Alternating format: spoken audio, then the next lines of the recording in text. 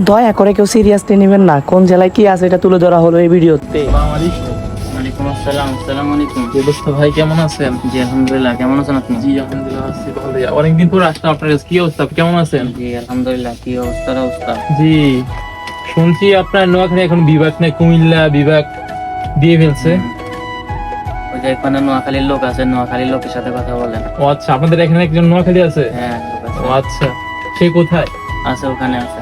আছে তাই না? হ্যাঁ এখানে একটা স্টাফ আছে। ও তো ওর সাথে একটু কথা বলতে হবে নোয়াখালী বিষয়ে, কি জন্য আমাদের নোয়াখালী ছেড়ে আমাদের কুমিল্লাতে আনছে, কথাটা বুঝছেন না? তো ওই কোর্ট ডাক দেন, ওকে শুনি ওর কি বলে। আচ্ছা ওরা ডাকতেছি, আমি ওর সাথে কথা বলেন। এই সুমন, জি ভাই। এদিকে আসতে। আরে ছোট ভাই, কি অবস্থা? আসসালামু আলাইকুম ভাই, ভালো আছেন আরে ভাই? বসো বসো বসো, কি অবস্থা? তোমার খবর নিতেছি। তো তোমার বাসা বলো নোয়াখালী? হ্যাঁ ভাই, আমার বাড়ি নোয়াখালী তো। ও আচ্ছা, তো এই তোমাদের নোয়াখালীতে এখন তো বিভাগ আমাদের কুমিল্লা চলে আসতেছে। হ্যাঁ ভাই, আচ্ছা ভাই, আপনাদের তো কুমিল্লাতে বিভাগ দিতেছে।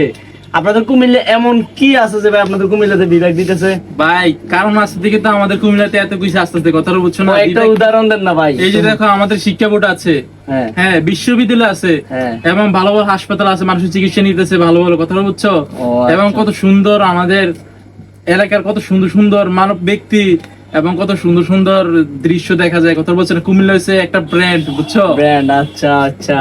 তো ভাই আমাদের নোয়াখালীতে তো অনেক কিছু আছে, আমাদের নোয়াখালীতে কেন বিভাগ দিচ্ছেন আর আপনারা কেন আমাদের নোয়াখালীকে গুতা দিতেছেন, আমি কি জানতে পারি? শুনি কি আছে তোমাদের নোয়াখালীতে? আমাদের নোয়াখালীতে আপনি শুনবেন না, যেমন আমাদের নোয়াখালীর অর্থনৈতিক চাক্কার দিকে যদি আপনি ধরতে যান, রেমিটেন্সের জগতে সবচেয়ে বাংলাদেশের ভিতরে আমাদের নোয়াখালী সর্বোচ্চ সেরা জি। এবং ধনী জেলার ভিতরে নাম্বার ওয়ানে আছে। আপনি যদি কৃষি খাতের দিকে দেখতে চান, কৃষি খাতের দিক দিয়ে আমাদের নোয়াখালী আছে নাম্বার ওয়ানের দিক দিয়ে।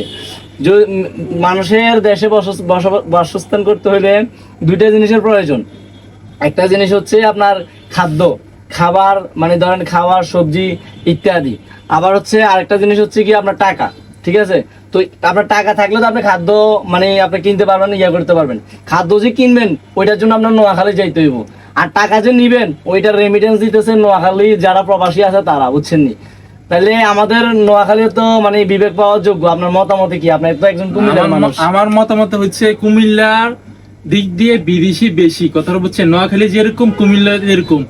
এবং না না, শুনেন শুনেন, আপনি এখানে ভুল বলতেছেন। না, না, আপনি আমি বলতেছি আসলে হ্যাঁ বলেন। নোয়াখালী চাষবাস করে, ঠিক আছে, কিন্তু চাষবাস সবচেয়ে বিখ্যাত হচ্ছে কুষ্টিয়া। কুষ্টিয়াও বিখ্যাত, কথা বলেন? চাষবাসের মধ্যে কুষ্টিয়া আমি বিখ্যাত। বলি চাষবাসের দিক দিয়ে কুষ্টিয়া বিখ্যাত, কিন্তু কৃষি খাতের দিক দিয়ে নোয়াখালী বিখ্যাত, নোয়াখালী বিখ্যাত। আর আপনি যে ইয়াটা বলছেন না যে কি জানি বলছিলেন একটু আগে, প্রশ্নটা আবার করেন। নোয়াখালী কি জন্য বিখ্যাত, তাই তো? না না, কুমিল্লা আপনার আমাদের কুমিল্লার মানুষজন বিদেশ। হ্যাঁ, এই যে ওই কথাটাই, মানে আপনি বলতেছেন নোয়াখালী কুমিল্লার মানুষ সবচেয়ে বেশি বিদেশ। এটা আসলে আপনাদের ভুল ধারণা।